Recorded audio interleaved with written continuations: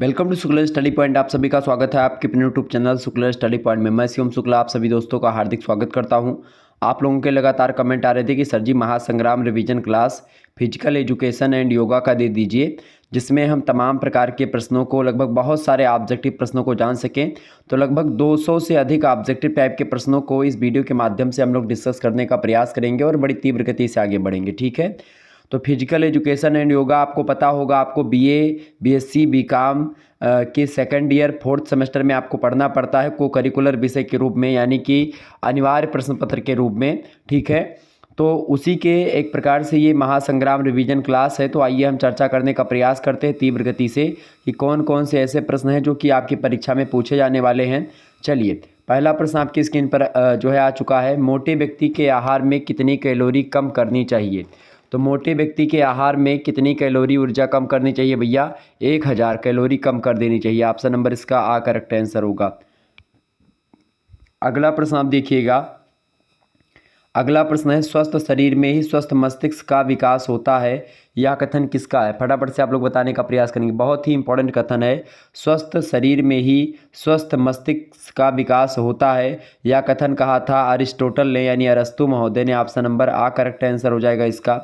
अगला प्रश्न आप देखिएगा, स्वास्थ्य का संबंध है, बताएं स्वास्थ्य का संबंध किससे है? संपूर्ण जीवन से है, या अच्छी आदतों से है, या शरीर की पौष्टिकता से है, या शरीर की निरोगिता से है? तो स्वास्थ्य का संबंध किससे भैया? शरीर की निरोगिता से है। ऑप्शन नंबर इसका द करेक्ट आंसर हो जाएगा। अगला प्रश्न आप देखिएगा, किसके द्वारा शरीर को स्वस्थ और बलशाली बनाया जा सकता है? किसके द्वारा स्वस्थ शरीर को और बलशाली बनाया जा सकता है? शरीर को किसके द्वारा भैया? ड्रिल के द्वारा, या खेल के द्वारा, या शारीरिक प्रशिक्षण के द्वारा, या कौशल के द्वारा? तो हम शारीरिक प्रशिक्षण के द्वारा शरीर को स्वस्थ और बलशाली दोनों बना सकते हैं। करेक्ट आंसर होगा ऑप्शन नंबर सी में दिया है। आप सभी लोग एक बार फटाफट से वीडियो को लाइक और शेयर करते रहिएगा। अगला प्रश्न आपकी स्क्रीन पर आ चुका है, और चैनल को सब्सक्राइब कर दीजिएगा ताकि आपको नोटिफिकेशन मिलता रहे और भी वीडियोज़ जब आती रहे। अगला प्रश्न है, स्वास्थ्य के लिए अच्छा पोषण क्यों आवश्यक है? बताएं स्वास्थ्य के लिए अच्छा पोषण क्यों आवश्यक है भाई? स्वास्थ्य के लिए अच्छा पोषण इसलिए आवश्यक है चूँकि क्या हो, उच्च जीवन स्तर व्यतीत करने के लिए, शारीरिक विकास के लिए, अच्छी आदतों के लिए, या उत्तम चरित्र के निर्माण के लिए। तो स्वास्थ्य के लिए अच्छा पोषण इसलिए आवश्यक है क्योंकि आपके शारीरिक विकास के लिए ज़रूरी है। ऑप्शन नंबर इसका बा करेक्ट आंसर हो जाएगा। फिजिकल डेवलपमेंट के लिए अच्छा पोषण बहुत ज़रूरी है। ऑप्शन नंबर बा करेक्ट आंसर होगा। अगला प्रश्न आप देखिएगा, स्वास्थ्य को कौन सा तत्व प्रभावित करता है? स्वास्थ्य को कौन सा तत्व प्रभावित करता है भाई? फटाफट से बताने का प्रयास करेंगे। देखिए, पौष्टिक भोजन भी प्रभावित करता है, अच्छी आदतें भी स्वास्थ्य को प्रभावित करती है, और उचित आसन भी स्वास्थ्य को प्रभावित करता है। ठीक है, तो ये तीनों तत्व हैं ऐसे जो कि स्वास्थ्य को प्रभावित करते हैं। ऑप्शन नंबर द उपयुक्त तो सभी करेक्ट आंसर होगा। अगला प्रश्न आपकी स्क्रीन पर आ चुका है, बहुत ही ध्यान से इस वीडियो को देखिएगा, कल की परीक्षा में एकदम से धुआं धुआं आपको कर देना है। अगला प्रश्न है, स्वस्थ व्यक्ति की क्या विशेषता नहीं होती? बताइए, सही आसन, मजबूत चमकीले बाल, सुदृढ़ मांसपेशियां, या स्थूल शरीर? करेक्ट आंसर क्या हो जाएगा? प्रश्न बड़ा ज़बरदस्त है। स्वस्थ व्यक्ति की क्या विशेषता नहीं होती है? तो स्वस्थ व्यक्ति की विशेषता क्या नहीं होती है? सही आसन, मजबूत चमकीले बाल और सुदृढ़ मांसपेशियां, ये सब होती हैं। स्थूल शरीर नहीं होता है, ये इसकी विशेषता नहीं होती। Option number the correct answer हो जाएगा। अगला प्रश्न है, धन प्रथम स्वास्थ्य है, यह कथन किसका है? बहुत ही इंपॉर्टेंट प्रश्न है, परीक्षा में हूबहू आने वाला प्रश्न। धन प्रथम स्वास्थ्य है, यह कथन किसका है? यह कथन कहा था इमर्सन महोदय ने। किसने कहा था? इमर्सन महोदय ने कहा था। ठीक है, जबकि जो है धन जो है स्वास्थ्य है और वो सोने चांदी से भी महंगा है, ऐसा कहा था महात्मा गांधी ने। तो जब बात की जाएगी सोने चांदी से भी महंगे की, तो आप लगाएंगे महात्मा गांधी। लेकिन चूंकि यहाँ पर महात्मा गांधी ऑप्शन में दिया भी नहीं है, और एक प्रकार से यह कथन कहा भी था इमर्सन महोदय ने। ऑप्शन नंबर सा करेक्ट आंसर होगा। या इमर्सन या एमर्सन दोनों मतलब एक ही है।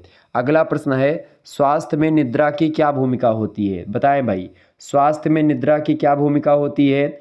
आँखों को स्वस्थ रखती है निद्रा, या समय व्यतीत कराती है, या थकान दूर करती है, या ये सभी काम करती है? तो स्वास्थ्य में निद्रा की जो भूमिका होती खास करके हेल्थ में, वो थकान को दूर करने के लिए होती है। यहाँ पर थकान कर लीजिएगा, थकान दूर करती है। ऑप्शन नंबर सा करेक्ट आंसर होगा। अगला प्रश्न आप देखने का प्रयास करेंगे। चले, अगला प्रश्न है, शारीरिक स्वास्थ्य वह स्वास्थ्यता के अंतर्गत नहीं आता है। बताएं, शारीरिक स्वास्थ्य और स्वास्थ्यता के अंतर्गत इनमें से क्या नहीं आता है? देखिए, सुदृढ़ शरीर आता है, अच्छी भूख भी आती है स्वास्थ्य के अंतर्गत, और पर्याप्त नींद और निरोगी शरीर, ये सब शारीरिक स्वास्थ्य और स्वास्थ्यता के अंतर्गत आते हैं। जबकि प्रेम जो होता है वो नहीं आता है। Option number the correct answer होगा। अगला प्रश्न आप देखिएगा, व्यक्तिगत स्वास्थ्य को प्रभावित करने वाले कारक हैं। व्यक्तिगत स्वास्थ्य को प्रभावित करने वाले कारक, अच्छी आदतें एवं भोजन, आराम एवं निद्रा। बिल्कुल ये दोनों करेक्ट आंसर हो जाएगा। ऑप्शन नंबर सा, आ और बा दोनों करेक्ट आंसर है। ठीक है, आगे बढ़ते और भी प्रश्नों को जानने का प्रयास करते तीव्र गति से। फटाफट से एक बार वीडियो को लाइक और शेयर कर दीजिएगा ताकि आपको टाइम टू टाइम नोटिफिकेशन मिलता रहे और आप आसानी से इसी प्रकार से पढ़ते रहें। ठीक है, वीडियो को शेयर जरूर कर दीजिएगा ताकि इसी प्रकार से वीडियोज़ मैं लगातार देता रहता हूँ। प्रश्न अगला आपकी स्क्रीन पर आ चुका है। भारतीय शिक्षा आयोग के द्वारा शारीरिक विकास को मान्यता दी गई, बताएं। भारतीय शिक्षा आयोग के द्वारा शारीरिक विकास को मान्यता दी गई, कब दी गई भाई? 1882 में। ऑप्शन नंबर इसका बा करेक्ट आंसर हो जाएगा। अगला क्वेश्चन आप देखिएगा, शिक्षा और शारीरिक शिक्षा के दृष्टिकोण से यूनान के इतिहास को कितने भागों में विभाजित कर सकते हैं? तो उसको हम 4 भागों में विभाजित कर सकते हैं यूनान के इतिहास को, शिक्षा और शारीरिक शिक्षा के पॉइंट ऑफ व्यू से। ठीक है, नेक्स्ट क्वेश्चन आप देखिएगा, शारीरिक शिक्षा में सबसे महत्वपूर्ण वस्तु क्या है? मैदान, छत, स्थान या कक्ष? तो शारीरिक शिक्षा के लिए सबसे उपयुक्त स्थान जो या सबसे महत्वपूर्ण वस्तु जो है इनमें से वो है मैदान। ठीक है, प्लेन्स। ऑप्शन नंबर आ करेक्ट आंसर होगा। अगला क्वेश्चन आप देखिएगा, शरीर के अंगों के विकास के लिए कौन सी शिक्षा महत्वपूर्ण है? बताएं। शरीर के अंगों के विकास के लिए योग साधना महत्वपूर्ण है, शारीरिक शिक्षा महत्वपूर्ण है, या व्यायाम महत्वपूर्ण है, या फिर ये सभी महत्वपूर्ण है? तो शारीरिक अंगों के विकास के लिए शारीरिक शिक्षा की बहुत ज़रूरत होती है। ऑप्शन नंबर बा करेक्ट आंसर होगा इसका। अगला प्रश्न आप सभी लोग देखिएगा, बड़ी तीव्र गति से हम लोग आगे बढ़ने का प्रयास करते हैं। अगला प्रश्न है, आधुनिक समय में व्यक्ति तथा समूह को ध्यान में रखकर शारीरिक शिक्षा कार्यक्रम में शामिल गतिविधि कौन सी है? बताएं। प्रश्न इंपॉर्टेंट है, बहुत ज़बरदस्त प्रश्न है। आधुनिक समय में व्यक्ति और समूह को ध्यान में रख करके शारीरिक शिक्षा कार्यक्रम में शामिल गतिविधि कौन सी है? देखिए, उसमें एथलेटिक्स भी शामिल है, जल क्रियाएं भी शामिल हैं और लोक नृत्य भी शामिल है। ऑप्शन नंबर दा लगा दीजिएगा, उपरोक्त सभी शामिल हैं। नेक्स्ट क्वेश्चन आप देखेंगे, प्रश्न है, शारीरिक शिक्षा मूलतः एक क्या है? दार्शनिक धारणा है, या मनोवैज्ञानिक प्रवृत्ति है, या सामाजिक गुण है, या फिर ये सभी है? तो शारीरिक शिक्षा मूलतः क्या है? शारीरिक शिक्षा मूलतः एक मनोवैज्ञानिक प्रवृत्ति है। क्या है? एक मनोवैज्ञानिक प्रवृत्ति है। ऑप्शन नंबर इसका बा करेक्ट आंसर होगा। अगला प्रश्न आपकी स्क्रीन पर आ चुका है, शारीरिक शिक्षा की आवश्यकता क्या है? बताएं। शारीरिक शिक्षा की आवश्यकता क्या है? शारीरिक विकास के लिए, संवेगात्मक विकास के लिए, या मानसिक विकास के लिए, या फिर इन सभी विकास के लिए? तो इसका करेक्ट आंसर हो जाएगा, इन सभी विकास के लिए शारीरिक शिक्षा की आवश्यकता है। आपको बता दूं, यहीं पर अगर ऑप्शन में आपको मिल जाता कि सर्वांगीण विकास के लिए मनुष्य के, तो करेक्ट आंसर वही हो जाता, सर्वांगीण विकास। ठीक है, लेकिन इसमें दिया नहीं, तो शारीरिक विकास, संवेगात्मक विकास, मानसिक विकास, ये भी सर्वांगीण विकास में ही शामिल है। ठीक है, मतलब सभी का विकास, हर चीज़ों का विकास। अगला प्रश्न आप देखते हैं, आज़ादी के बाद कबड्डी के खेल को एशियाई खेलों में मान्यता मिली थी, कब मिली थी? तो 1982 में मिली थी। बिल्कुल करेक्ट आंसर आपका होगा ऑप्शन नंबर द, सन 1982 ईस्वी में। अगला प्रश्न है, स्वतंत्रता के बाद शारीरिक शिक्षा के विकास के लिए केंद्रीय सलाहकार बोर्ड का गठन कब किया गया था? तो कब किया गया था भैया? 1950 में किया गया था। ठीक है, ध्यान रखेंगे, 1950 इज़ राइट आंसर। आगे बढ़ेंगे और भी चीज़ों को जानने का प्रयास करते हैं। फटाफट से एक बार वीडियो को शेयर और लाइक कर दीजिएगा ताकि इसी प्रकार से टाइम टू टाइम आपको नोटिफिकेशन मिलता रहे और आप आसानी से पढ़ते रहें। ठीक है, चलिए फटाफट से वीडियो को लाइक कर दीजिएगा। तो इसका करेक्ट आंसर क्या हो जाएगा भाई? इसका करेक्ट आंसर आपका होगा ऑप्शन नंबर सा, यानी 1950। आगे बढ़ते हैं, अगला प्रश्न। अगला प्रश्न आपकी स्क्रीन पर आ चुका है, फटाफट से आप लोग देखने का प्रयास करेंगे। प्रश्न है क्या, आप देखिएगा, प्रश्न है, व्यायाम के पश्चात शरीर की पुनः पूर्ति करने हेतु कौन सा पेय पदार्थ पीना चाहिए? तो अगर आप व्यायाम यानी कसरत करने के बाद में शरीर को आप दोबारा से ऊर्जा प्रदान करवाना चाहते हैं तो कौन सा पेय पदार्थ आपको पीना चाहिए? काफ़ी, चाय, दूध या नारियल पानी? तो अगर नारियल पानी पी लेते तो बहुत जल्दी आपको स्फूर्ति मिल जाती है। ऑप्शन नंबर सा करेक्ट आंसर होगा इसका। अगला प्रश्न है, कार्बोहाइड्रेट का प्रयोग कम किया जाता है? मोटापे में, कब्ज़ में, अल्प भार में, या ज्वर में? बताएं। तो कार्बोहाइड्रेट का प्रयोग जो किया जाता है वो मोटापे में कम किया जाता है। ऑप्शन नंबर इसका आ करेक्ट आंसर होगा। अगला प्रश्न आप देखिएगा, कम ऊर्जा युक्त आहार दिया जाता है मोटापे में, कम शारीरिक भार में, रिकेट्स रोग में या ज्वर में। रिकेट्स रोग जो होता है विटामिन डी की कमी से होता है, ये बात भी ध्यान रखिएगा। तो कम ऊर्जा आहार युक्त आहार जो दिया जाता है वो मोटापे में दिया जाता है। ऑप्शन नंबर इसका आ करेक्ट आंसर हो जाएगा। अगला प्रश्न आप देखिएगा, आहार शारीरिक भार वाले व्यक्ति को कौन सा आहार लेना चाहिए, मतलब सॉरी, अधिक शारीरिक भार वाले व्यक्ति मतलब ज्वर वाले व्यक्ति को कौन सा आहार लेना चाहिए, यानी जिस व्यक्ति का शारीरिक भार ज़्यादा है उसको कौन सा आहार लेना चाहिए। कम ऊर्जा युक्त आहार या अधिक रेशा युक्त आहार या अधिक ऊर्जा युक्त आहार या फिर इनमें से कोई नहीं। तो कम ऊर्जा युक्त आहार जो है अधिक शारीरिक भार वाले व्यक्ति को लेना चाहिए। ऑप्शन नंबर आ में दिया है कम ऊर्जा युक्त भार। अगला प्रश्न आप देखिएगा, वसायुक्त भोज्य पदार्थों का अधिक सेवन करने से क्या परिणाम होता है। तो वसायुक्त भोज्य पदार्थों का अधिक सेवन करने से भार में आपकी वृद्धि हो जाती है। ऑप्शन नंबर इसका आ करेक्ट आंसर होगा। अगला प्रश्न आप देखिएगा, निम्न कैलोरी युक्त भोजन लेना आवश्यक है। निम्न कैलोरी युक्त भोजन लेना आवश्यक है, बताएं। अत्यधिक शारीरिक भार में, कम शारीरिक भार में, बुखार में या उच्च रक्तचाप में, बताएं। तो इसका करेक्ट आंसर हो जाएगा निम्न कैलोरी युक्त भोजन जो लेना चाहिए या कम ऊर्जा युक्त भोजन वो अत्यधिक भार में लेना चाहिए। ऑप्शन नंबर इसका आ करेक्ट आंसर होगा। अगला प्रश्न आप देखिएगा, मोटापे से ग्रस्त व्यक्ति को आहार में कम मात्रा में लेना चाहिए।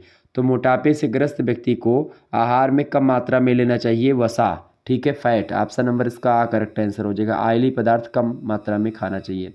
अगला प्रश्न है, मोटापा कम करने में कौन सा विटामिन सहायक होता है। तो मोटापा कम करने में विटामिन सी सहायक होता है। ऑप्शन नंबर इसका सा करेक्ट आंसर हो जाएगा। Vitamin C is right answer.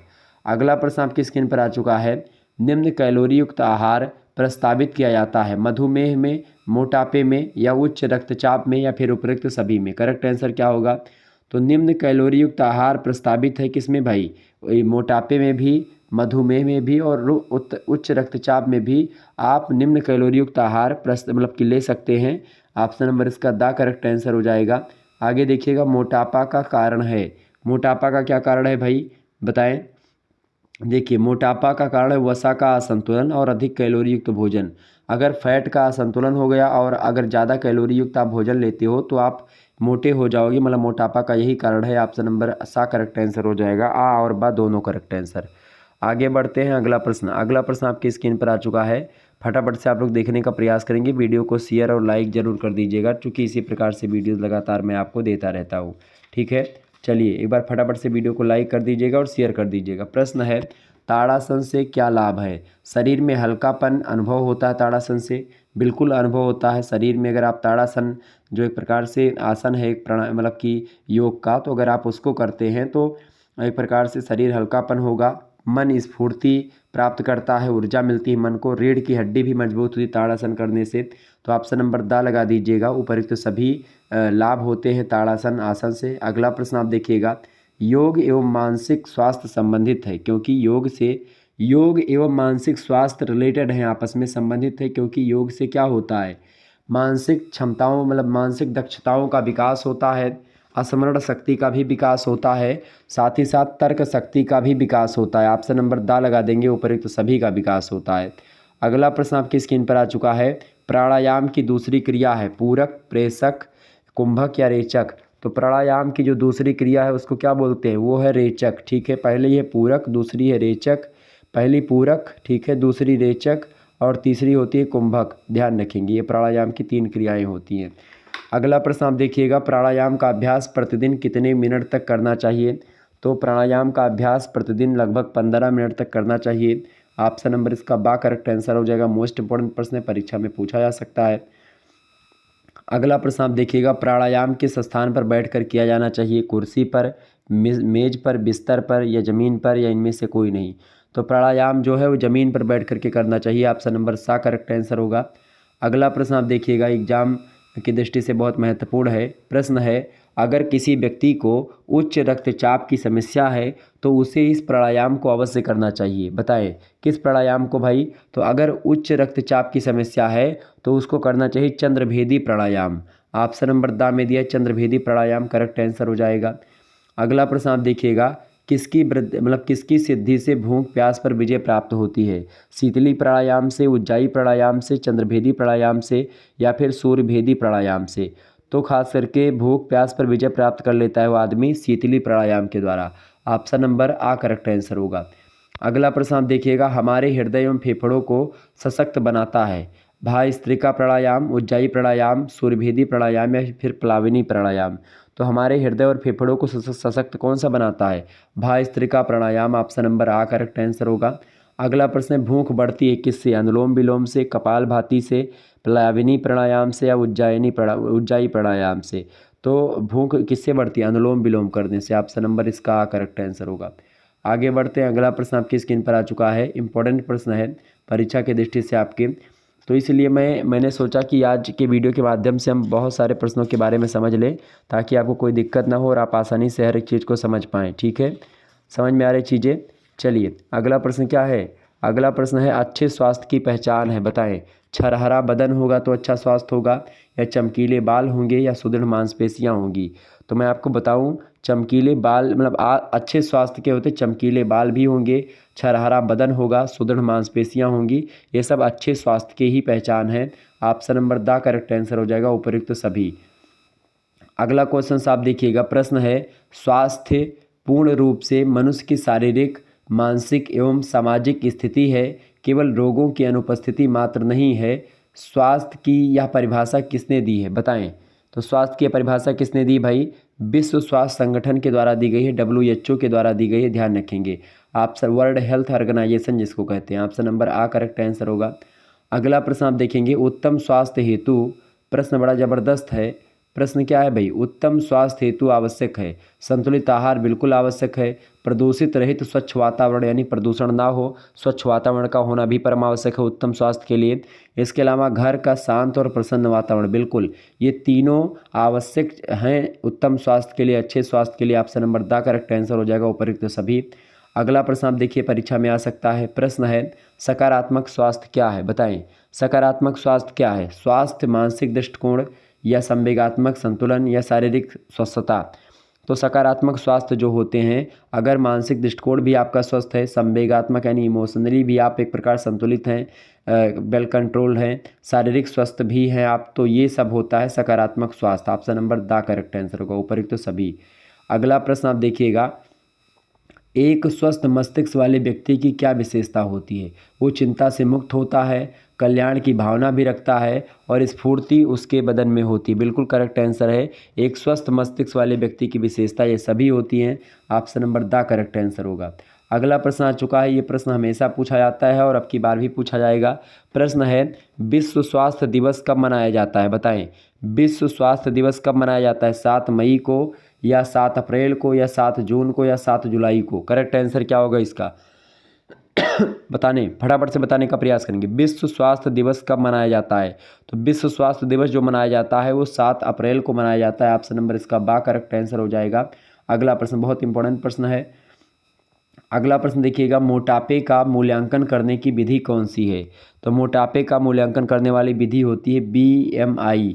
Option number इसका आ करेक्ट आंसर होगा। अगला प्रश्न है, मोटापे का मुख्य कारण क्या है? अधिक प्रोटीन, अधिक कार्बोहाइड्रेट, या अधिक कार्बोहाइड्रेट और वसा, या ज़्यादा मात्रा में सब्जी और फलों का सेवन। तो इसका करेक्ट आंसर हो जाएगा अधिक कार्बोहाइड्रेट और अधिक वसा लेने से व्यक्ति मोटा हो जाता है। ऑप्शन नंबर सा करेक्ट आंसर होगा। अगला क्वेश्चन आप देखेंगे, कार्बोहाइड्रेट और वसा की अधिकता से होने वाला रोग कौन सा है? ऑस्टियोपोरोसिस, या कुपोषण, या अतिसार, या मोटापा। तो इसका करेक्ट आंसर हो जाएगा कार्बोहाइड्रेट और वसा की अधिकता होने से मोटापा रोग होता है। ऑप्शन नंबर इसका सा करेक्ट आंसर हो जाएगा। आगे बढ़ते हैं हम और अगले प्रश्न की ओर चलते हैं। ठीक है, अगला प्रश्न आपकी स्क्रीन पर आ चुका, फटाफट से आप लोग देखने का प्रयास करेंगे, तीव्र गति से चले। प्रश्न बहुत ही इंपॉर्टेंट है आपकी परीक्षा की दृष्टि से, सभी लोग देखने का प्रयास करेंगे। प्रश्न क्या है? प्रश्न है, शारीरिक शिक्षा में कैरियर हेतु आवश्यक कौशल कौन से हैं, बताएं। तो एथलेटिक कौशल, संगठनात्मक कौशल, शिक्षण कौशल और अन्य भी ऐसे कौशल हैं जो कि शारीरिक शिक्षा में कैरियर आपके बना सकते हैं। तो ऑप्शन नंबर इसका क्या करेक्ट आंसर हो जाएगा? देखिए, उपयुक्त सभी, यानी कि 1 2 4 भी है, 2 3 4 भी है, और 2 4, ये सब एक प्रकार से, यानी कि ये चारों सही करेक्ट आंसर है। ऑप्शन नंबर द उपयुक्त सभी। अगला प्रश्न आप देखिएगा, शारीरिक शिक्षा का सिद्धांत है। शारीरिक शिक्षा का क्या सिद्धांत है भाई? शारीरिक शिक्षा का सिद्धांत क्या है? बीमारी की दशा में कोई व्यायाम न करना, बिल्कुल ठीक बात है। खाली पेट व्यायाम करना, ये भी ठीक बात है। निपुण प्रशिक्षण प्रशिक्षक से शारीरिक शिक्षा प्राप्त करना, बिल्कुल correct answer option number D ये सभी उपरोक्त सभी चीज़ें ये शारीरिक शिक्षा के ही सिद्धांत हैं। अगला प्रश्न आप देखिएगा 3R का क्या मतलब होता है। तो देखिए कम उपयोग, पुनः चक्रण और पुनः उपयोग, ये तीनों एक प्रकार से 3R का मतलब होता है। 3R मतलब होता है आर आर आर, इसको बोलते हैं 3R, ठीक है। ट्रिपल आर जिसको बोलते हैं, ठीक है। तो आर आर आर आपको बता दूं एक मतलब होता है, एक आर का क्या मतलब होता है, एक आर का मतलब होता है रेड्यूस। रेड्यूस का मतलब क्या होता है, कम उपयोग। रेड्यूस मतलब क्या होता है, कम उपयोग, ठीक है। और एक आर का मतलब होता है रिसाइकल। रिसाइकल मतलब क्या होता है, पुनः चक्रण। और एक आर का मतलब होता है रीयूज, मतलब कि पुनः उपयोग। तो ये एक प्रकार से 3R का मतलब होता है। ऑप्शन नंबर इसका डी में जो दिया है उपयुक्त में से कोई नहीं, ये यहाँ पर नहीं लिखा जाएगा, इसमें थोड़ा मिस्टेक हो गई है। इस पर आपको लिखना है उपयुक्त सभी, ठीक है। यहाँ पर क्या लिखेंगे, उपयुक्त सभी, उपयुक्त सभी ऑप्शन नंबर डी, और वही करेक्ट आंसर हो जाएगा उपयुक्त सभी, ठीक है। आगे बढ़ते हैं, अगला प्रश्न आपकी स्क्रीन पर आ चुका है। शारीरिक शिक्षा उपयोगी मानी जाती है क्योंकि यह शिक्षा में क्या करती है, राष्ट्रीय गुणों का विकास करती है, बिल्कुल करेक्ट आंसर है। लोकतांत्रिक मूल्यों का भी विकास करती है, स्वास्थ्य मूल्यों का भी विकास शारीरिक शिक्षा के द्वारा होता है। तो शारीरिक शिक्षा इन तीनों दृष्टि से उपयोगी मानी जाती है। ऑप्शन नंबर इसका द करेक्ट आंसर हो जाएगा उपयुक्त सभी। अगला प्रश्न आप देखिएगा, ये सब प्रश्न आपकी परीक्षा में पूछे जाने वाले हैं, ध्यान रखेंगे। अगला प्रश्न है शारीरिक शिक्षा का महत्व बढ़ने का मुख्य कारण क्या है। तो शारीरिक शिक्षा का महत्व बढ़ने का मुख्य कारण क्या है भाई, खाद्यान्नों में पोषक तत्वों का अभाव है, और इसी कारण से उसी अभाव को कम करने के लिए, मतलब उसी अभाव को एक प्रकार से ख़त्म करने के लिए शारीरिक शिक्षा का महत्व बढ़ रहा है। तनावपूर्ण वातावरण है, और उस तनावपूर्ण वातावरण को ख़त्म करने के लिए शारीरिक शिक्षा का महत्व बढ़ रहा है।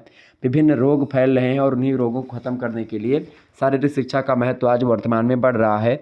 तो इसका करेक्ट आंसर हो जाएगा उपयुक्त सभी, option number the correct answer होगा। आगे बढ़ते हैं, अगला प्रश्न। अगला प्रश्न है शारीरिक शिक्षा का लक्ष्य क्या है, फटाफट से आप लोग बताने का प्रयास करेंगे। शारीरिक शिक्षा का लक्ष्य क्या है भाई, मनुष्य का शारीरिक विकास भी, मनुष्य का सर्वांगीण विकास। देखिए अब यहाँ पर आपका करेक्ट आंसर क्या हो जाएगा, मनुष्य का सर्वांगीण विकास आप लगा दीजिएगा, बा ऑप्शन करेक्ट आंसर हो जाएगा। हालांकि शारीरिक शिक्षा के द्वारा मनुष्य का शारीरिक विकास, मानसिक विकास, संवेगात्मक विकास भी होता है, लेकिन ऑप्शन में आपको बा में ही दे दिया गया कि सर्वांगीण विकास, तो करेक्ट आंसर वही लग जाएगा, ठीक है। ऑप्शन नंबर बा, यूनिवर्सिटी वाले वही मानते हैं। अगला प्रश्न आप देखेंगे, शारीरिक शिक्षा की आवश्यकता क्या है, बताएं। शारीरिक शिक्षा की आवश्यकता क्या है, फटाफट से आप बताएंगे। देखिए प्राकृतिक आपदा से बचाना, लोगों के आम स्वास्थ्य में सुधार करना, या मानव संबंधों को समझना। देखिए तो शारीरिक शिक्षा की जो आवश्यकता है वो केवल यही है कि लोगों के आम स्वास्थ्य में सुधार करना। ऑप्शन नंबर इसका बा करेक्ट आंसर होगा। अगला प्रश्न आप देखिएगा, प्रश्न है भारत में शारीरिक शिक्षा को किसने प्रारंभ किया था। तो भारत में शारीरिक शिक्षा को प्रारंभ करने वाले जो विद्वान हैं उनका नाम है H.C. बक। ऑप्शन नंबर इसका आ करेक्ट आंसर हो जाएगा, H.C. बक ने, ऑप्शन नंबर आ करेक्ट आंसर हो जाएगा।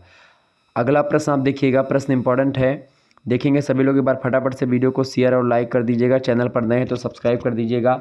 आपके घर में जितने भी फ़ोन हैं सभी से चैनल को सब्सक्राइब कर दीजिएगा, ताकि इसी प्रकार से और वीडियोस लगातार मैं आपके लिए बनाता रहूं और आप लोग आसानी से पढ़ते रहें।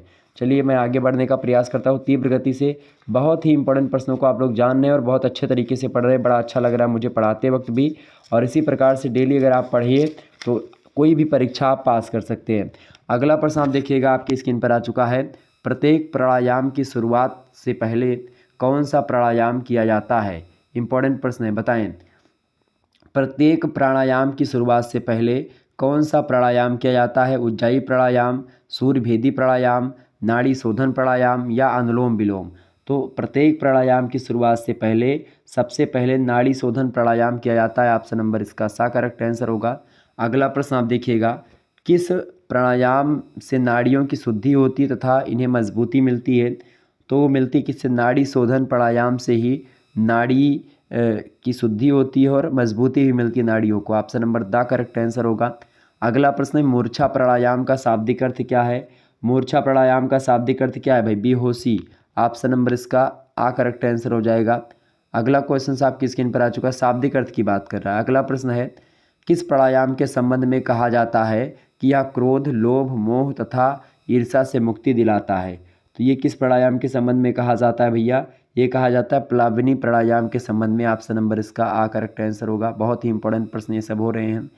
अगला प्रश्न है, प्राचीन भारतीय ग्रंथों एवं वेदों में लगभग कितनी मुद्राओं के बारे में विस्तार से जानकारी दी गई है। तो भारतीय प्राचीन धार्मिक ग्रंथों में और वेदों में लगभग 399 मुद्राओं के बारे में बताया गया। Option number the correct answer होगा। अगला प्रश्न आप देखिएगा, शरीर और मन के बीच की कड़ी को क्या कहते हैं? तो शरीर और मन के बीच की कड़ी को हम लोग प्राणायाम कहते हैं। ऑप्शन नंबर इसका द करेक्ट आंसर होगा।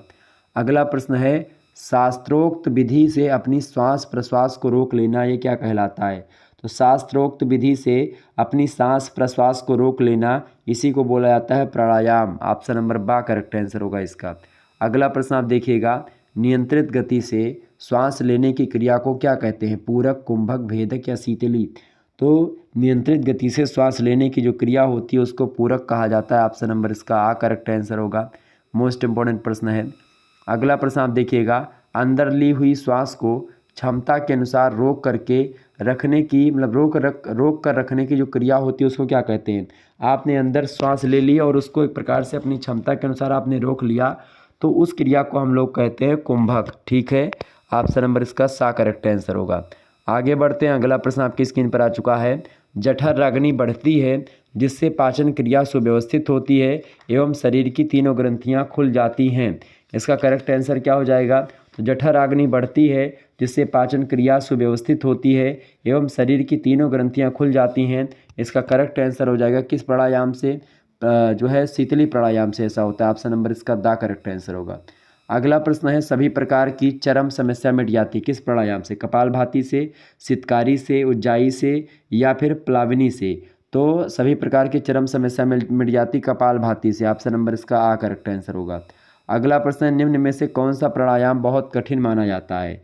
तो मूर्छा प्राणायाम जो होता है बड़ा कठिन माना जाता है। ऑप्शन नंबर इसका आ करेक्ट आंसर हो जाएगा। अगला प्रश्न, नाड़ी शब्द की व्युत्पत्ति नाड़ शब्द से हुई जिसका मतलब क्या होता है? नाड़ का मतलब होता है क्या? नाड़ का मतलब होता है बहना। ऑप्शन नंबर इसका आ करेक्ट आंसर होगा। अगला प्रश्न, डैश विवेक का रास्ता है? तो राजयोग विवेक का रास्ता है, ज्ञान योग विवेक का रास्ता है, भक्ति योग विवेक का रास्ता है, कर्मयोग विवेक का रास्ता है? तो राजयोग जो होता है विवेक का रास्ता है। ऑप्शन नंबर इसका आ करेक्ट आंसर होगा। अगला प्रश्न आपकी स्क्रीन पर आ चुका है, महाभूत अनन्य कोश का सकल घटक होता है। तो जो पंच महाभूत होते, पंच महाभूत मतलब जल, क्षिति, पावक, गगन, समीरा, पंच तत्व मेल बना शरीरा। तो वही पंच महाभूत जिनसे शरीर का निर्माण हुआ है। प्रश्न पूछा जा रहा है, तो पृथ्वी जो है वो अन्नमय कोश का सकल घटक होता है। ऑप्शन नंबर इसका आ करेक्ट आंसर होगा। अगला प्रश्न आप देखिएगा, निम्नांकित में से कौन हमारी चेतनता की एक अवस्था है? तो हमारी चेतनता की कौन एक अवस्था है भाई? श्रुति, स्वप्न या स्मृति? तो देखिए स्मृति जो होती है हमारी चेतनता की एक अवस्था होती है स्मृति। ऑप्शन नंबर आ करेक्ट आंसर हो जाएगा। अगला प्रश्न है, योगश्चित्त वृत्ति निरोधा ये कथन किसका है? योग की परिभाषा को देते हुए कथन किसका है? योगस चित्त वृत्ति निरोधा ऐसा कहा था महर्षि पतंजलि ने। Option number the correct answer होगा। बहुत ही इंपॉर्टेंट प्रश्न है। अगला प्रश्न, किसके अनुसार संसार सागर से पार होने की मुक्ति की युक्ति का नाम ही योग होता है? तो संसार के सागर से पार होने की मुक्ति की युक्ति का नाम ही योग है ऐसा कहा था महर्षि वशिष्ठ ने। ऑप्शन नंबर इसका आ करेक्ट आंसर हो जाएगा। अगला प्रश्न आप देखिएगा, योग के प्रमुख प्रकार कितने होते हैं? तो योग के मैं आपको बताऊं मुख्य रूप से 4 प्रकार होते हैं। कौन कौन से प्रकार होते हैं? एक होता है राजयोग, एक होता है कर्म योग, एक होता है भक्ति योग और एक होता है ज्ञान योग। ठीक है, ये 4 योग होते हैं और योग के 8 नियम होते हैं, आपको पता होगा। पहला होता है यम, दूसरा होता है नियम, तीसरा होता है आसन, चौथा होता है प्राणायाम, पाँचवा होता है प्रत्याहार, छठा होता है धारणा, सातवां होता है ध्यान और आठवां मतलब छठवां होता है तो 8 नियम होते हैं। 8वां होता है समाधि, यानी यम, नियम, आसन, प्राणायाम, प्रत्याहार, धारणा, ध्यान, समाधि। समझ रहे हैं? ऑप्शन नंबर इसका द करेक्ट आंसर हो जाएगा। आगे देखिएगा, अगला प्रश्न आपकी स्क्रीन पर आ चुका है। योग के बारे में आपसे पूछ रहा है कि योग के तत्व कितने प्रकार के हैं? मंत्र योग, लय योग, राजयोग ये सभी जो हैं वो योग के तत्व ही हैं। ऑप्शन नंबर इसका द लगा दीजिएगा, करेक्ट आंसर हो जाएगा ये सभी। ठीक है। अगला क्वेश्चन आप सभी लोग देखेंगे। प्रश्न है, यौगिक क्रियाओं के पश्चात किया जाने वाला मंत्र है। यौगिक क्रियाओं के पश्चात किया जाने वाला जो मंत्र है उसको बोलेंगे भावना मंत्र। ऑप्शन नंबर इसका आ करेक्ट आंसर होगा। अगला प्रश्न आपकी स्क्रीन पर आ चुका है। प्रश्न है, प्रधानमंत्री नरेंद्र मोदी ने संयुक्त राष्ट्र महासभा में अपने भाषण में अंतर्राष्ट्रीय योग दिवस मनाए जाने की पहल कब की? तो 27 सितंबर 2014 को ये पहल उन्होंने शुरू करी थी। ऑप्शन नंबर इसका द करेक्ट आंसर होगा। अगला क्वेश्चन आप देखिएगा। प्रश्न आपकी स्क्रीन पर आ चुका है। निम्न में से ध्यान के प्रकार हैं। ध्यान के प्रकार देखिए, सगुण ध्यान और निर्गुण ध्यान, ये दोनों ध्यान के ही प्रकार हैं। ऑप्शन नंबर इसका आप सा लगा दीजिएगा। आ और बा दोनों करेक्ट आंसर हैं। अगला प्रश्न आप देखेंगे, निम्न में से बौद्ध दर्शन का सार तत्व क्या है? दुख दूर करने का उपाय है, दुख का कारण है और दुख है, ये सभी तो बौद्ध दर्शन का सार तत्व क्या है भाई? बौद्ध दर्शन का सार क्या है? दुख दूर करने का उपाय भी है। सबसे पहली बात बताते हैं कि भाई दुख है और दुख का कारण भी होता है, बौद्ध दर्शन में बताया गया है, और दुख दूर करने का उपाय भी होता है। Option number the correct answer होता है। द ऑप्शन यानी कि उपयुक्त सभी करेक्ट आंसर। अगला प्रश्न, आत्मा के विभाग बताइए। आत्मा के विभाग देखिए, आत्मा के बुद्धि, अर्धचेतन और चेतन, ये सब विभाग ही होते हैं आत्मा के ही। Option number the correct answer होगा।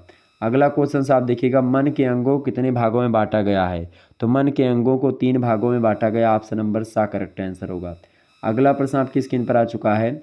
यह परिभाषा किसमें बताई गई है कि योग जीवन व आत्मा का मिलन होता है? तो योग जीवन और आत्मा का मिलन होता है, ये वेदांतों में बताया गया है। ऑप्शन नंबर इसका द करेक्ट आंसर हो जाएगा। इंपॉर्टेंट क्वेश्चन है। अगला प्रश्न आपकी स्क्रीन पर आ चुका है। निम्न में से योग के बाधक तत्व कौन से हैं? योग के बाधक तत्व कौन से हैं? अधिक भोजन करेंगे तो भी बाधा उत्पन्न होगी योग में, अत्यधिक वार्तालाप करेंगे तो भी योग में बाधा उत्पन्न होगी, अनियमित भोजन करेंगे तो भी योग में बाधा उत्पन्न हो सकती है। ऑप्शन नंबर द लगा देंगे। उपयुक्त सभी तत्व हैं जो कि योग में बाधा उत्पन्न करते हैं। अगला प्रश्न आपकी स्क्रीन पर आ चुका है, फटाफट से आप लोग देखने का प्रयास करेंगे। प्रश्न बड़ा ही इंपॉर्टेंट है। प्रश्न है, हठ प्रदीपिका ग्रंथ के 15 आसनों में से स्वात्माराम ने किस आसनों को महत्व देते हुए विस्तार से इसका वर्णन करने के लिए कहा है? इंपॉर्टेंट प्रश्न है। हठ प्रदीपिका ग्रंथ में चूंकि 15 आसनों के बारे में बताया गया है, तो उसमें से स्वात्माराम ने किन आसनों को या किस आसन को महत्व देते हुए विस्तार से उसका वर्णन किया है? तो वो है सिद्धासन और पद्मासन, दोनों का विस्तार से वर्णन किया। ऑप्शन नंबर आ और बा दोनों करेक्ट आंसर होगा। अगला प्रश्न आप देखिएगा। प्रश्न है, तितली आसन कैसे किया जाता है? खड़े होकर के, लेट करके या बैठ करके? तो तितली आसन जो है वो बैठ करके किया जाता है। ऑप्शन नंबर सा करेक्ट आंसर होगा।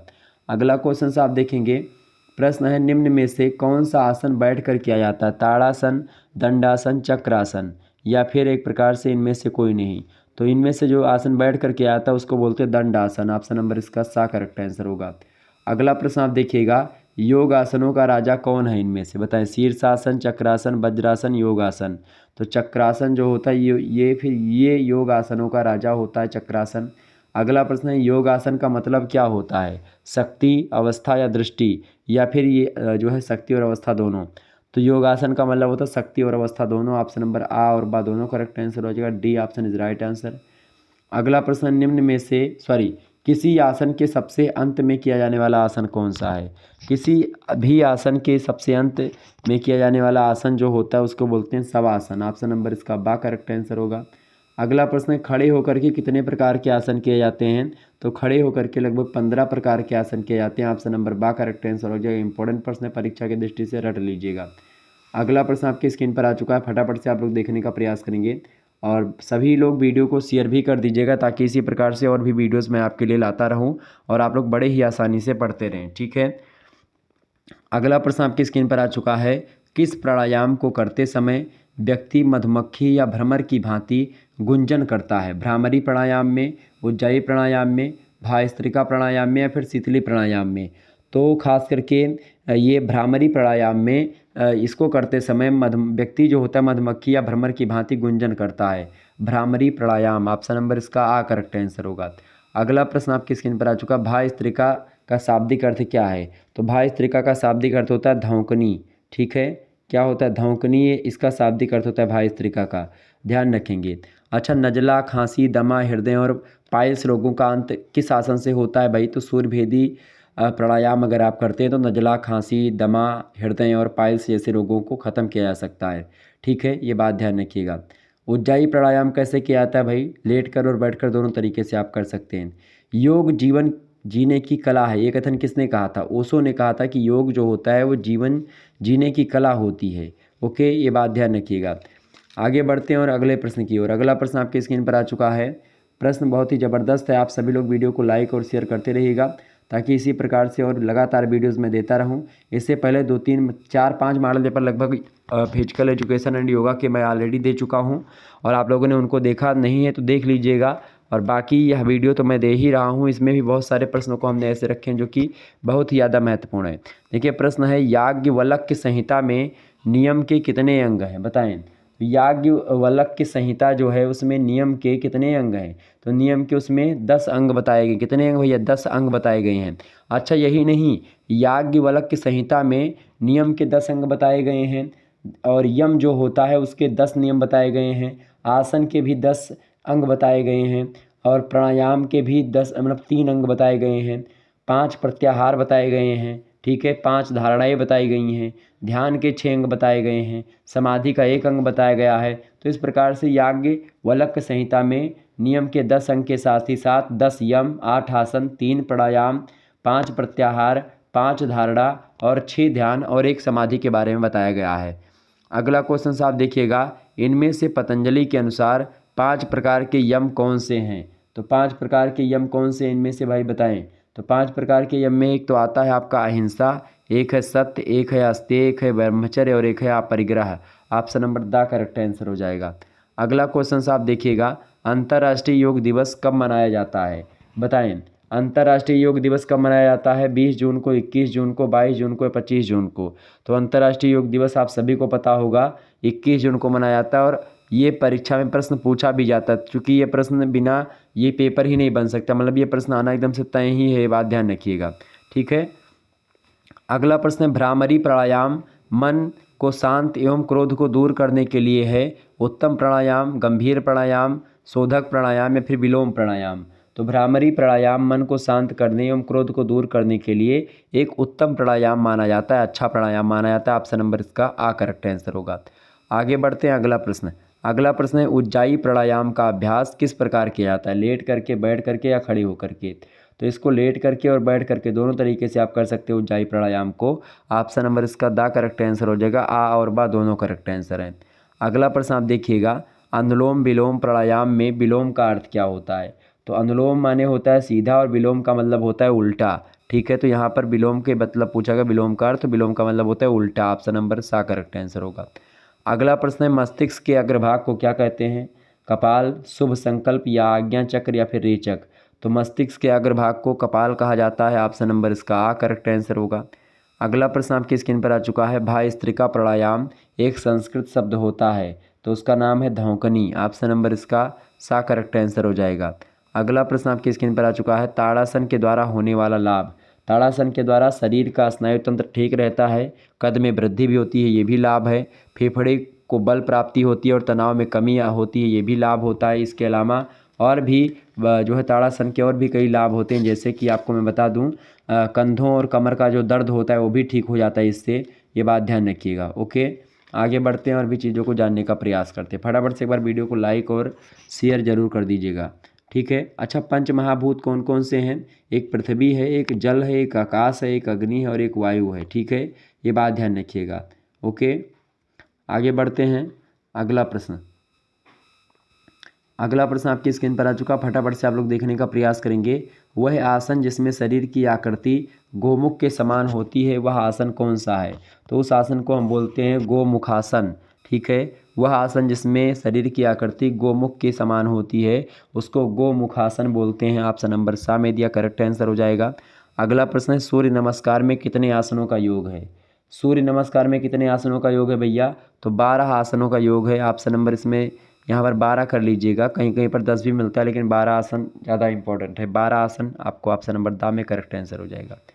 अगला प्रश्न है, वह आसन जिसके अभ्यास से ब्रह्मचर्य की सिद्धि होती है? पद्मासन, सिद्धासन, गोमुखासन, वज्रासन। तो इसका करेक्ट आंसर क्या हो जाएगा? ब्रह्मचर्य की सिद्धि होती है सिद्धासन के द्वारा। ऑप्शन नंबर इसका बा करेक्ट आंसर होगा। अगला प्रश्न है, शरीर की आकृति पर्वत जैसी बनती है किस आसन में? सिंहासन में, पर्वतासन में, नौकासन में या शवासन में? तो शरीर की आकृति पर्वत के समान बनेगी पर्वतासन में। ऑप्शन नंबर इसका बा करेक्ट आंसर हो जाएगा। इंपॉर्टेंट प्रश्न है, ये सब ध्यान रखेंगे।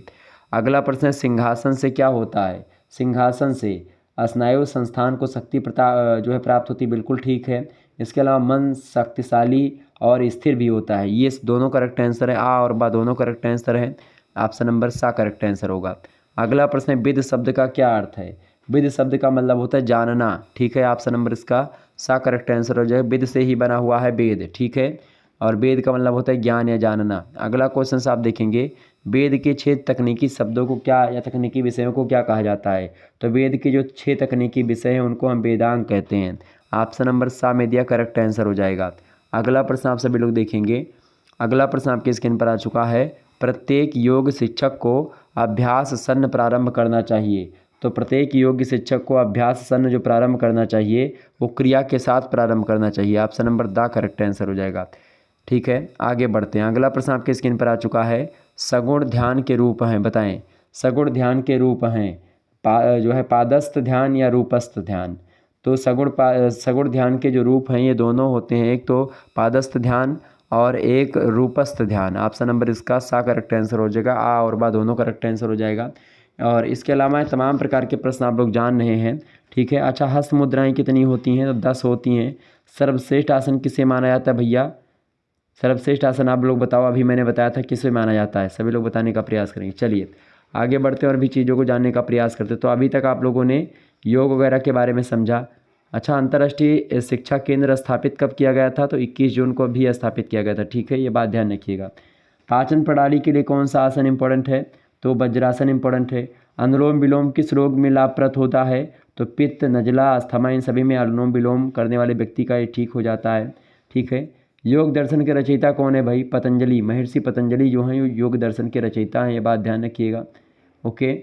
योग सूत्र के रचनाकार कौन है? तो पतंजलि ही योग सूत्र के रचनाकार हैं, ये बात ध्यान रखिएगा। तो ये सब इम्पोर्टेंट है आपकी परीक्षा के दृष्टि से और परीक्षा में प्रश्न बन सकते हैं। अब आगे बढ़ते हैं और भी प्रश्नों को जानने का प्रयास करते हैं जो कि एक प्रकार से सीधे सीधे खेलों से रिलेटेड होंगे, क्योंकि फिजिकल एजुकेशन में खेल बहुत इंपॉर्टेंट होता है, ठीक है। तो आइए और भी आगे हम प्रश्नों को जानने का प्रयास करते हैं। लगभग 100 से अधिक प्रश्न अभी इसमें हम चर्चा करने का प्रयास करेंगे तीव्र गति से, ठीक है। तो आप सभी लोग वीडियो को शेयर करते रहिएगा, लाइक कर दीजिए। पहला प्रश्न आपके स्क्रीन पर आ चुका है, भारत में शारीरिक शिक्षा को किसने शुरू किया था? तो एच.सी. बक ने शुरू किया था। ये वन लाइनर क्वेश्चंस है, ठीक है। रिवीजन क्लास में क्या होता है कि ऑब्जेक्टिव प्रश्नों को बताने में समय थोड़ा सा ज़्यादा लग जाता है, क्योंकि ऑप्शंस भी पढ़ने पड़ते हैं, लेकिन इसमें ऑप्शंस नहीं है, बस केवल वन लाइनर क्वेश्चंस हैं। और ऑब्जेक्टिव टाइप के परीक्षाओं में यही प्रश्न आपकी परीक्षा में आएंगे बहुत सारे। देखें, तो भारत में शारीरिक शिक्षा को किसने शुरू किया? एच.सी. बक ने शुरू किया। दूसरा प्रश्न है, अर्जुन अवार्ड किसको दिया जाता है? तो अर्जुन अवार्ड जो दिया जाता है वो राष्ट्रीय स्तर पर जो खास करके सर्वश्रेष्ठ खिलाड़ी होते हैं उनको अर्जुन पुरस्कार दिया जाता है। अगला प्रश्न आप देखिएगा, तीसरा प्रश्न है, भारत में महिला हॉकी क्लब की स्थापना कब हुई? तो 1975 में महिला हॉकी क्लब की स्थापना होती है, 1975 में। अगला प्रश्न, ओलंपिक ध्वज में गोलों की संख्या कितनी होती है? तो 5 गोले होते हैं। अगला प्रश्न आप देखिएगा, पांचवा प्रश्न है, द्रोणाचार्य अवार्ड किसको दिया जाता है? द्रोणाचार्य अवार्ड सर्वश्रेष्ठ गुरु यानी शिक्षक को दिया जाता है। टीचर को सबसे जो बेस्ट टीचर होता है, सबसे बेस्ट कोच होता है, उनको दिया जाता है द्रोणाचार्य अवार्ड। अगला प्रश्न, छठा नंबर, बास्केटबॉल में मैच की शुरुआत कैसे होती है? तो थ्रो बॉल के साथ जो है बास्केटबॉल में मैच की शुरुआत होती है। अगला प्रश्न आप देखिएगा, बास्केटबॉल के जन्मदाता कौन है? नॉर्थ स्मिथ जो है बास्केटबॉल के जन्मदाता हैं। सब ध्यान रखेंगे, परीक्षा में प्रश्न इसे पूछा जाता है।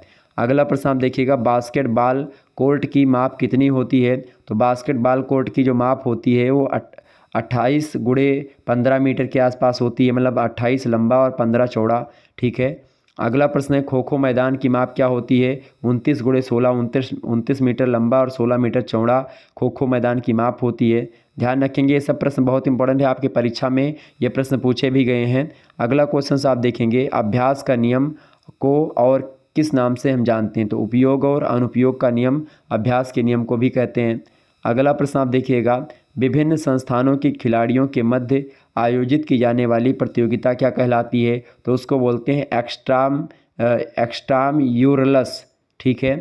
क्या बोलते हैं? एक्स्ट्रा म्यूरलस, जब विभिन्न संस्थानों के खिलाड़ियों के बीच में आयोजित की जाने वाली जो प्रतियोगिता होती है उसको बोलते हैं एक्स्ट्रा म्यूरल्स। ठीक है। अगला प्रश्न है 12वां नंबर प्रश्न है वॉलीबॉल कोर्ट की माप क्या होती है?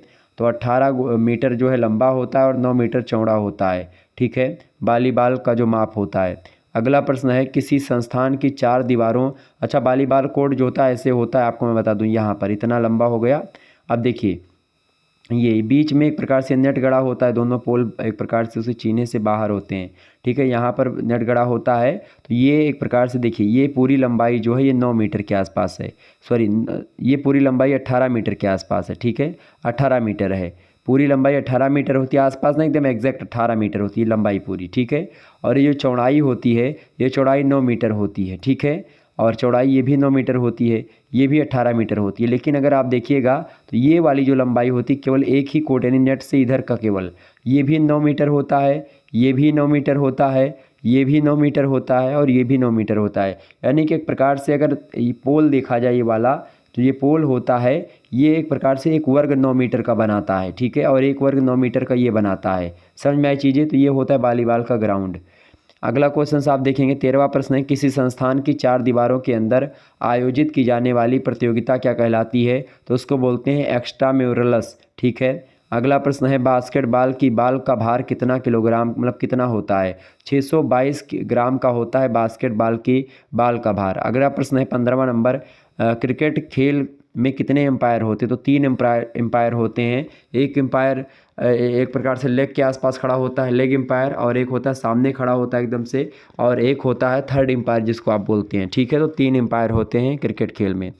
अगला प्रश्न आप देखिएगा 16वां नंबर प्रश्न है दौड़ने के लिए बनाए गए पथ की स्टैंडर्ड माप क्या होती है? तो 400 मीटर ट्रैक होती है। अगला प्रश्न है अर्जुन अवार्ड कौन देता है? राष्ट्रपति देता है सर्वश्रेष्ठ खिलाड़ी को। अगला प्रश्न है आधुनिक ओलंपिक खेलों की शुरुआत किसने की थी? तो ब्रायन डी जो है काबर्टिन ने करी थी आधुनिक ओलंपिक खेलों की शुरुआत। अगला प्रश्न आप देखेंगे पेनाल्टी कार्नर किस खेल से रिलेटेड है? तो पेनाल्टी कार्नर जो है वो हॉकी से रिलेटेड है, ये बात ध्यान रखेंगे, इंपॉर्टेंट प्रश्न है ये सब। अगला प्रश्न है 20वां नंबर अर्जुन अवार्ड कब दिया जाता है? तो 29 अगस्त को अर्जुन अवार्ड दिया जाता है। अगला प्रश्न 21 नंबर कार्नर किक किस खेल से रिलेटेड है? तो फुटबॉल से रिलेटेड है कार्नर किक। 22 नंबर प्रश्न आप देखेंगे हॉकी खेल खेलने की कुछ समय अवधि क्या होती है? 75 मिनट होती है। अगला प्रश्न आप देखिए मतलब कुल समय अवधि जो होती है 75 मिनट की होती है हॉकी खेल की। अगला प्रश्न है राजीव गांधी खेल रत्न अवार्ड की नगद पुरस्कार राशि क्या होती है? तो 5 लाख रुपए होती है राजीव गांधी खेल रत्न अवार्ड की नगद पुरस्कार राशि। अगला प्रश्न है 24 नंबर हॉकी स्टिक का वज़न कितना होता है? तो हॉकी स्टिक का वज़न जो होता है वो 28 औंस के आसपास होता है। अगला प्रश्न आप देखिएगा 25 नंबर प्रश्न है kho kho federation of India की स्थापना कब हुई?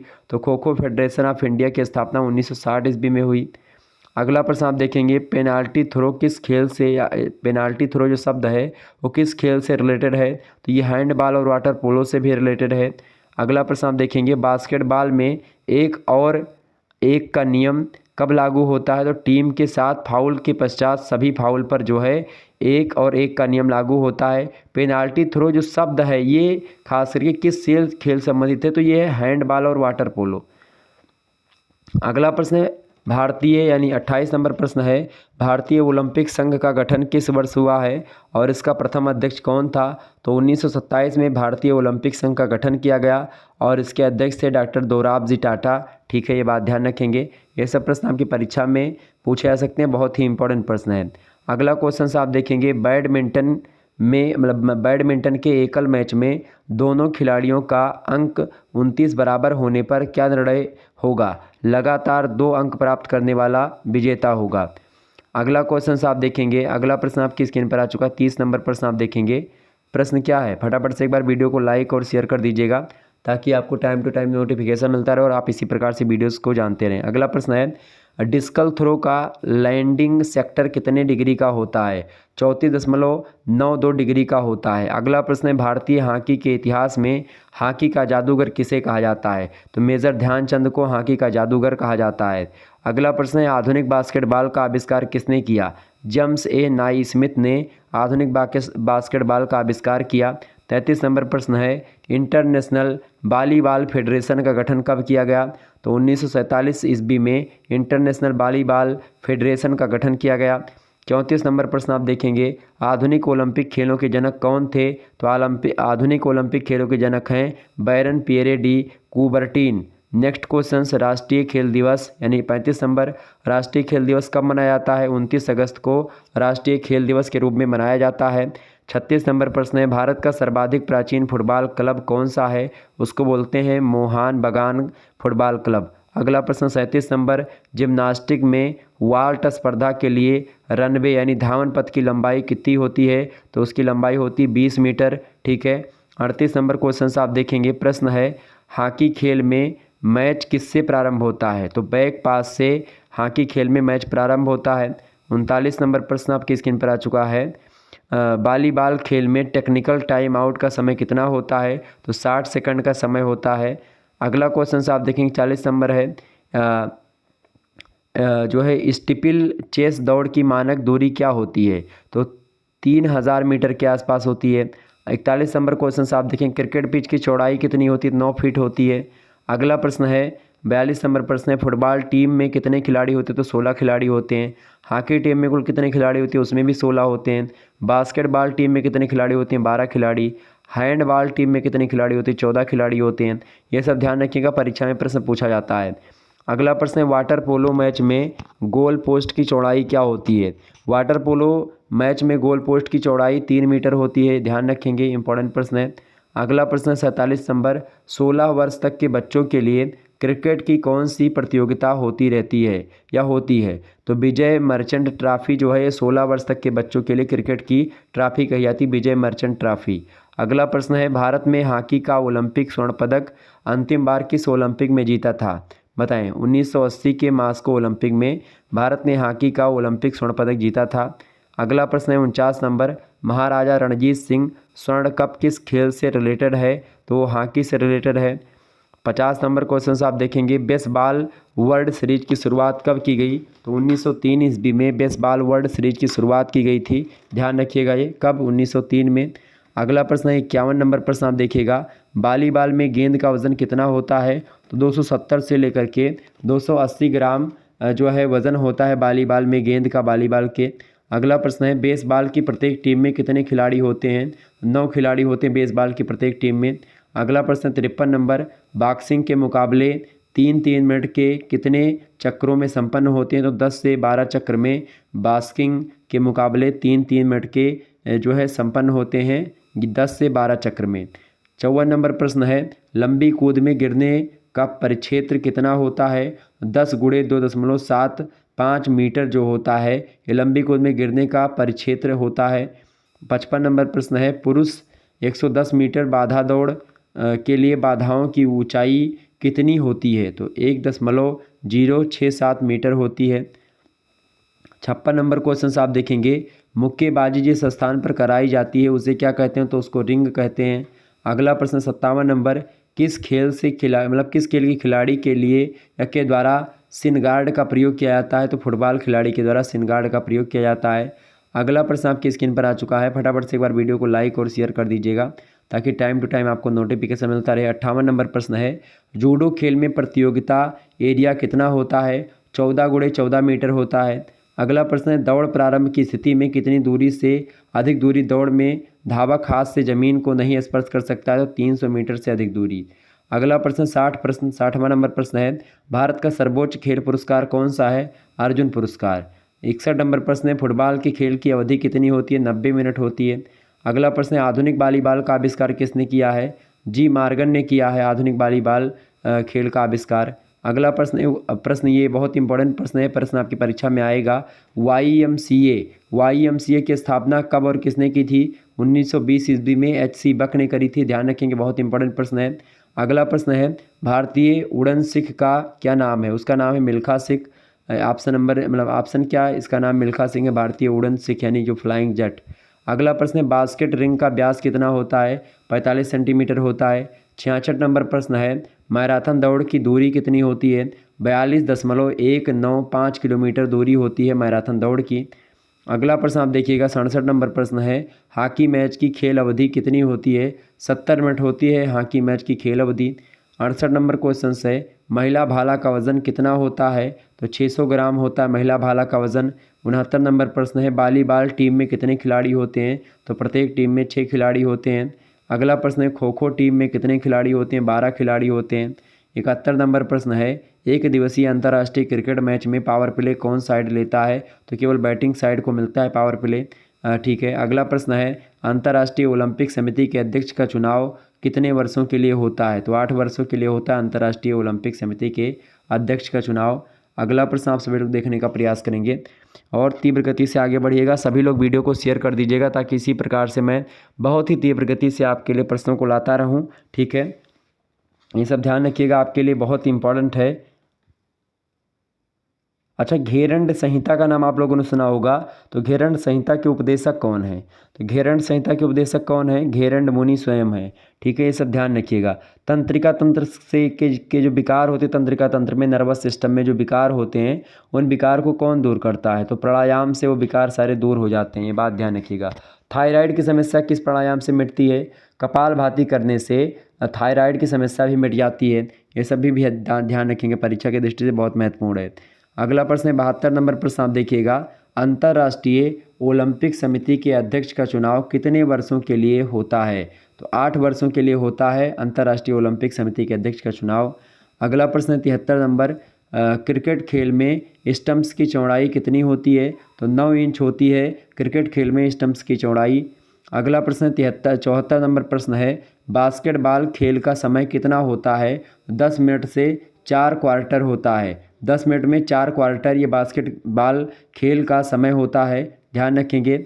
अगला क्वेश्चन आप देखेंगे 75 नंबर प्रश्न है, फुटबॉल मैच में थ्रो इन के समय अन्य खिलाड़ी कितनी दूरी पर होते हैं? तो 5 गज पर होते हैं। ठीक है।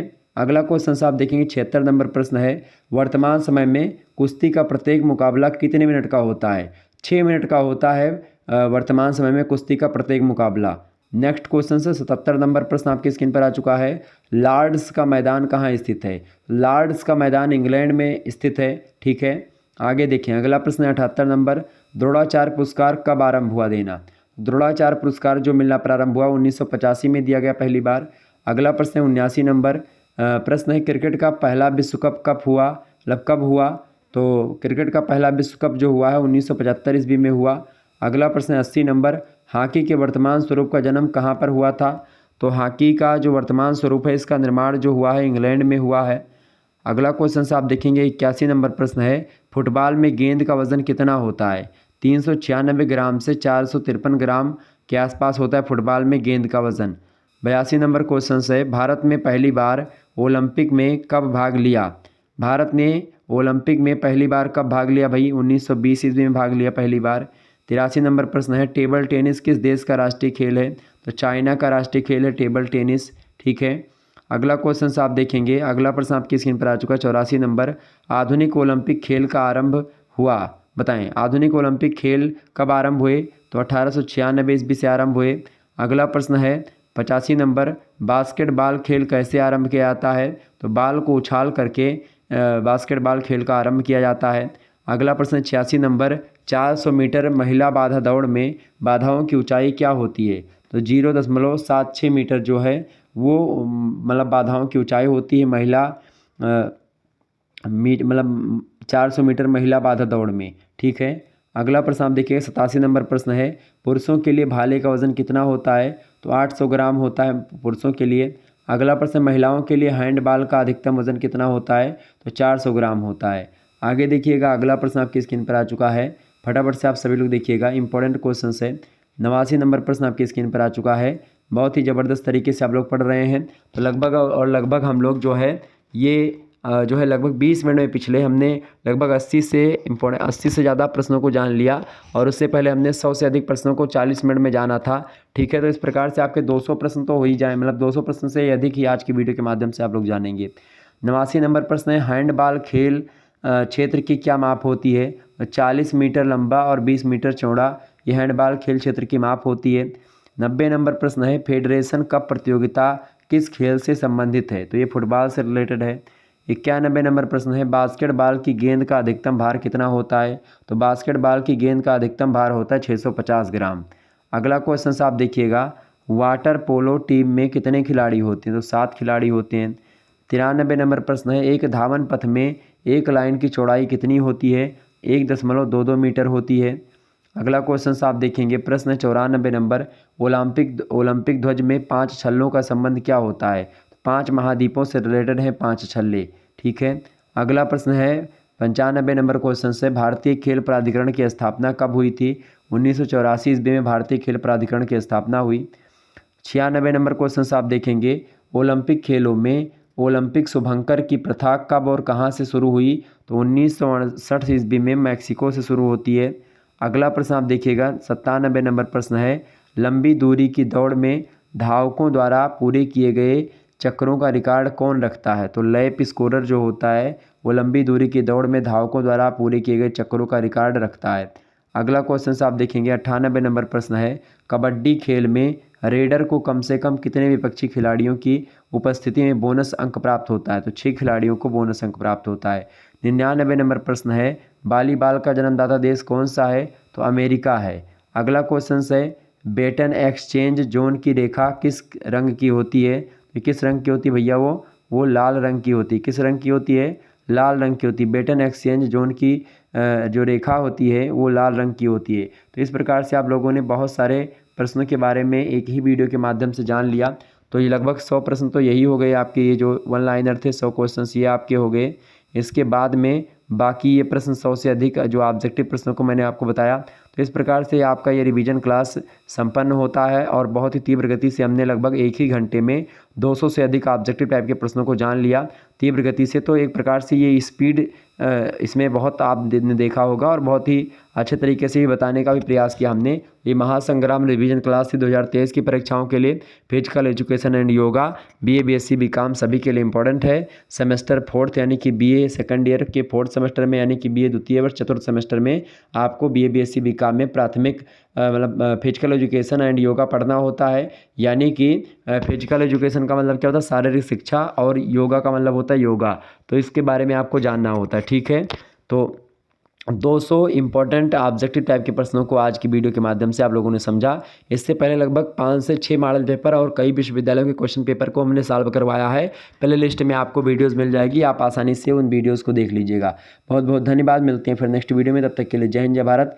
आप सभी का बहुत बहुत धन्यवाद हमारे से जुड़ने के लिए। इसी प्रकार से अपना प्यार हमेशा बनाए रखिएगा। ओके, तो आपको मज़ा आया होगा निश्चित तौर पर इस वीडियो के माध्यम से। धन्यवाद। गुड नाइट, बहुत बहुत धन्यवाद।